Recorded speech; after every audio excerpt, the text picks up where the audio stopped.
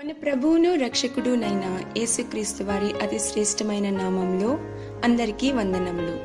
రోజుకు ఒక మిషనరీ జీవిత చరిత్రలో ఈరోజు మనం చూడబోచున్న machinery George henry borrow.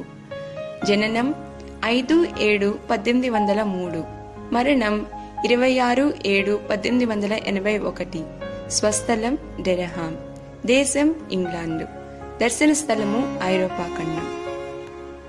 George borrow British సైన్యంలోని ఒక సైనికుని కుమారుడు. తన చిన్న ప్రాయం నుండి వివిధ భాషలను నేర్చుకొనుటలో ఆసక్తిని మరియు అసాధారణ ప్రతిభను కనపరిచారు బారో.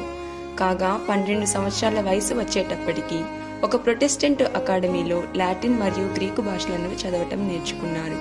తనకున్న భాషా పరిజ్ఞానం మరియు రచనా సామర్థ్యాలను బట్టి అతను ఒక రచయితగా తన వృత్తిని ఎంచుకుని అనేక ప్రసిద్ధ నవలలను రచించారు. అయితే దేవుడు అతను కలిగి ఉన్న ప్రతిభ పట్ల భిన్నమైన ప్రణాళికలను కలిగి ఉన్నాడు. 1832వ సంవత్సరంలో బ్రిటిష్ అండ్ ఫారిన్ బైబిల్ సొసైటీలో ఒక ప్రతినిధిగా చేరిన జార్జ్ బారో యునైటెడ్ కింగ్డమ్లో సంచార మిషనరీ, ట్రావెలింగ్ మిషనరీగా నియమించబడ్డారు. తరువాతి సంవత్సరం తన మొదటి కర్తవ్యంగా రష్యా భాషలోనికి లేఖనములను అనువదించి ఆ దేశంలో వాటిని ప్రవేశపెట్టుటకై అతను సంసిద్ధులయ్యారు. తదుపరి మాంచు అనే భాషలో కూడా ప్రావీణ్యంను సంపాదించిన బారో ఆ భాషలో మునుపు చేయబడిన క్రొత్త నిబంధన యొక్క అనువాదాలను సవరించారు.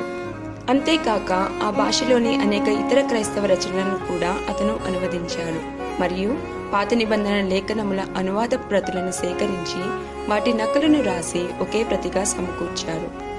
అటు పిమ్మట బైబిల్ యొక్క ముద్రణను మరియు పంపిణీని పర్యవేక్షించుటకై అతను 1835వ సంవత్సరంలో స్పెయిన్ దేశమునకు వెళ్లారు. ఆ సమయంలో యుద్ధాలు మరియు విప్లవాలతో అక్కడి పరిస్థితులు అస్తవ్యస్తంగా ఉన్నాయి. ఒక ప్రక్క దేశంలో అశాంతి, మరొక ప్రక్క తనకు వ్యతిరేకమైన పరిస్థితులు.